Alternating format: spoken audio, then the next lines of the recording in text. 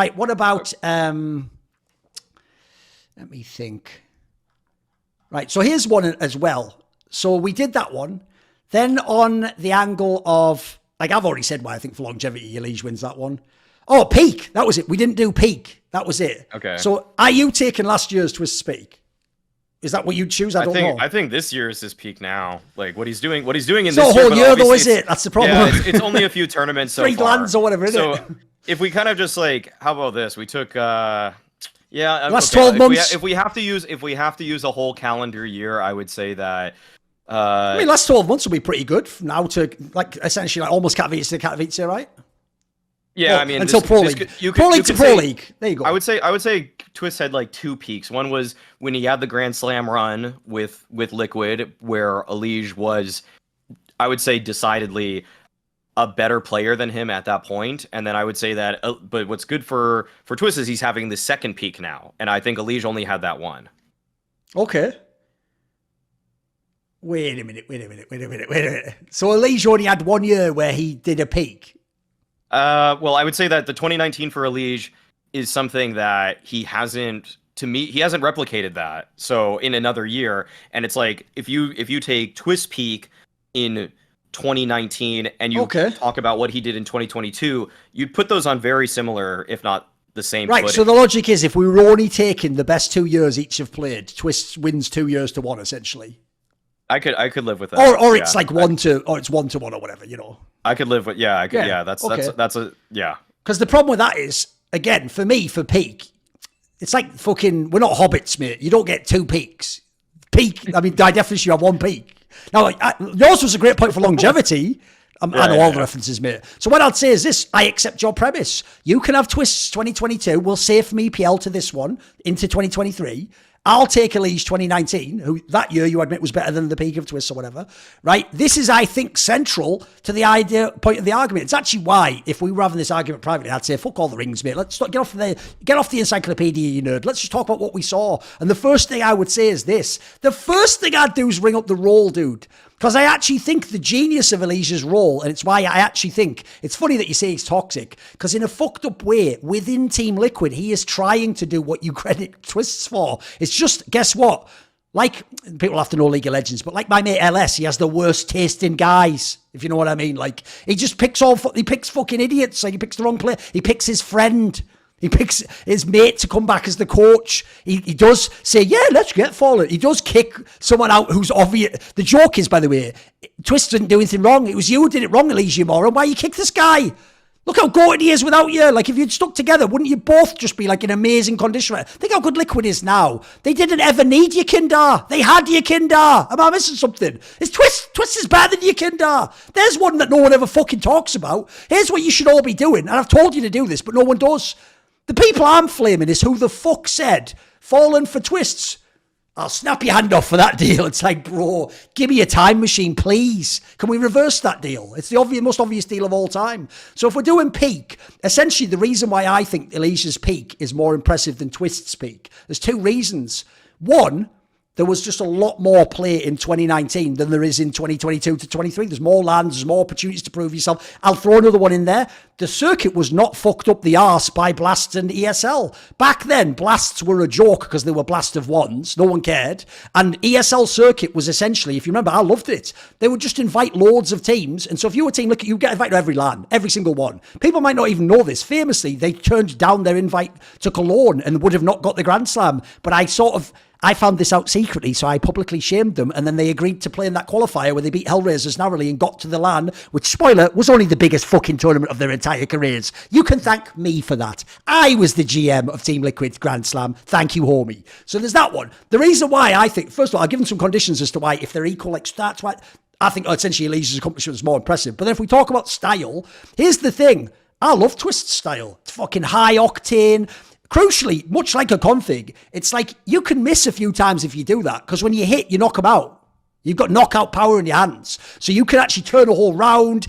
Crucially, everyone will have seen this with Twistzz and FaZe. You can steal a round. A round that's supposed to be going away. You get the 2 kills. He does this a million times. He did it fucking major in the final, obviously. You get those 2 kills that open the round, and that's it. You win the game off that. But the thing is, what I've always loved about EliGE is, and this is why, even though some of it's like a bias of the game and the way frags work and ratings, I do think the way that people like EliGE and Coldzera and these players play is probably the best way to be a star and to like dominate in Counter-Strike. Because what I love about EliGE is he's a control player. Like I've always said about EliGE, when you watch him play, you wouldn't, like the joke is, you would think he's not at all a W religion guy. He goes forwards when he feels like it. He seems to calculate everything as to when he wants to make a play. When he does, though, he's mega smart. It's why I think the joke now is Twistzz got very good in clutches the last few years. I think when they were in Liquid, EliGE was the better clutch player. I would have taken him. He's the guy I can trust to fucking take out a 1v3, to win a 1v1 against the best player. I can trust him in these matches. I'd also say as well, when I watch EliGE play, this is purely subjective. I am the subject. I think that by language, Twistzz, EliGE is the subject, but you get the point. I'm the one making the subjective judgment. I think that essentially the way they play tells me EliGE is actually smarter at Counter-Strike than Twistzz. I think Twistzz is more like, it's funny, I think every entry is like this to some degree. They don't calculate. You play off intuition if you do the entry frag roll. I think that's even why these rolls are different, by the way. If you play like that type of entry style of Twistzz, you're sort of just going off a feel, like, I feel like I can get in there and get an angle off and get a kill. Oh, I did. My skills did it. To me, someone like EliGE is like, it's like Device.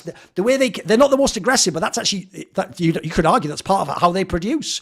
It means they don't take silly fights. I've always said, actually, to me, EliGE was the player from NA who should have played in Astralis, mate. He would have fucking loved it. That would be the dream team for him. You drop him in, like, I don't know, Magisk spots. He'd be fucking loving the game. I think that'd be the dream for him. So give me your argument. Why do you think Twistz's peak is better? So with like the clutch angle, I think that's where I would take this, because it's kind of like, I actually just went back and I honestly just looked at 20 minutes of highlights also of both of these players today. Okay. And that's not a bad idea, by the way. It's pretty good. Yeah. Yeah. And like the amount that are kind of like EliGE gets like triple kill, spray down, like there was a good flash to set him up or something, and he just, mows him down because of that, versus when Twistzz is in like just a late round situation post plant and he just has to play around a piece of cover and just like tap people out or anything like that. Just backside dust 2 or actually, I saw like multiple Dust 2 highlights where he was just nailing people in a post plant. Yeah, exactly. And then there was like some Inferno ones too, where it's just like people are trying to retake against him, and he's just deleting everybody from the server. Also on like anchor holds and things like that, I would say that Twistzz has more likelihood to just mow them all. If they're just running him down, it just seemed like there were more clips of that where then it like invokes memory, where I'm starting to remember. Oh yes, okay, so like when X team wanted to exec onto Twistzz site, he just destroyed 4 of them, with like the most minimal help ever, if any help. And then like EliGE, yeah, I'd say actually, what's interesting about this also is because I could agree that based off of positions, like Twistzz is in some more anchor spots. He's kind of just like, he seems to be a little bit more of a soldier that's told in some cases what to do, but he does it to such a high level. I think it's why he praises Karrigan so much. Yeah, because then he just gets to follow a couple orders here and there, and then he gets to maximize his own ability. Like, okay, I would also put it like this: if you had the old rule where coaches could talk Turing around, I'd take Twistzz over EliGE. If I were a coach that could just say exactly what to do for all these players, then give me Twistzz in this hypothetical universe, which is probably why Twistzz is doing so well underneath Karrigan, who can just give him the right amount of push, and that's what he needs. And so I would say like. So like in terms of peak there, I would value Twistz's pure raw ability more than EliGE, which is why I could see his peak matching EliGE's in a lot of ways. Obviously, we don't live in this universe though, where EliGE, where Twistzz has no guidance at all. He gets some guidance from his teammates, but because EliGE has that cerebral side to him, we're getting to see him make those cool kind of info mid-round, sometimes early plays based off of like he'll be like probably like there's one setup flash, or he knows how to play off his teammate very well, and he's able to maximize those kinds of resources with just a shred of information. Whereas Twistzz, he's just like put him in a site, give him an AK, and there's a chance he gets 4, and EliGE would probably only get 2. Yes. Oh, by the way, I'd even say I agree in the premise of if we're in the world of they didn't do the coaching rule change. But in that world also, Carrigan becomes maybe less valuable than Cadian. Cadian's now a fragging up and you just have to call the tactics, you know? Yeah, true. So there's two angles to that one. What I would say is, again, you didn't fall into my trap. This is not Yu-Gi-Oh! And there is no Exodia to be built. All I'll say is this. You said the name and you even said what he does. So when you're in Twistzz peak, and this will be about the peak and then we'll expand it because it's the same point. So for Twistzz peak, he did only have checks notes. It might maybe the best individual in-game leader of all time. I didn't say most decorated. Just I think the best. Like if I had to make a team tomorrow and I'm picking a one on any time, I'm dropping Carrigan in there. I don't know what Glaive would do. I can't tell you. I have the craziest sample size ever for Carrigan. I just do. So he not only had that guy, but that guy also is amazing at mid-rounds. You know what? If I'm an entry, God, please give me a good mid-round caller. Please give me the guy who actually tells me I'm not running into a brick wall because I'm on Team Liquid and I'm Kindar and I think I'm writing the book of Counter-Strike. Please just have a guy tell me when to go in. Tell me when, tell you what, right, we're going to pinch on fucking short. There's 3 were there. Just rush here now, Russell. I'd love that, dude. That's my dream. I don't want to have to figure that out myself. That's hard, right? He had Carrigan for his peak. Shh, rewind. EliGE had a Dren. A Nitro calling. And it's comparable. It's at least a convo, right? Yeah, of course. In a hypothetical of our world, the real world we do live in, that's a little bit of a stylistic point to EliGE. He did his peak with Nitro and Adren. Yeah, okay, so yeah, he's making more of his I own assume decisions. so. Again, we're all inferring, we're all speculating on this shit, obviously. We're in the fucking weeds here a bit. Yeah. I mean, yeah, I would say with EliGE's in-game leaders / coaching staff, you'd probably, I mean, I think you'd have to rate them a little bit lower than what Twistzz has got with his teammates with FaZe. Yes. I mean, I don't know. I think almost the narrative is kind of getting weird with Rawban and what he's contributing. I know. I frankly don't know. They're going the other way on that one too far, aren't they? I know. He does something, guys, but he's clearly outplayed. How about that, you know? Yeah, exactly. So, but obviously, working with Carrigan's going to help out Twistzz a lot. And are you ready? Just to tilt every fan off the face of the earth who hasn't watched my content or only started watching the last few years, think about what we just said there about the key essential difference of having Carrigan, not having Carrigan, the peak of EliGE, the peak of Twistzz. Right, are you ready, guys? This is real.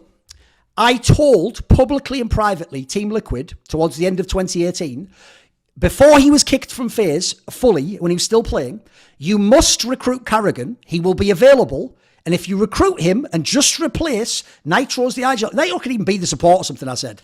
I'm telling you right now, you will be the new powerhouse in Counter-Strike. Now, obviously, they think, who cares? We had the 2019, we won the Grand Slam. Bro, think about EliGE, NAF, and fucking Twistzz with Carrigan leading them. All I'm going to say is, whoever decided, this Thorin guy knows nothing. Well, you know what, homie? Go ahead and recruit Fallen, why don't you? Fucking, what the fuck? That just kills me inside, bro. That's the biggest what if ever for NA there. Because remember, everyone's going to go, but what are you talking about?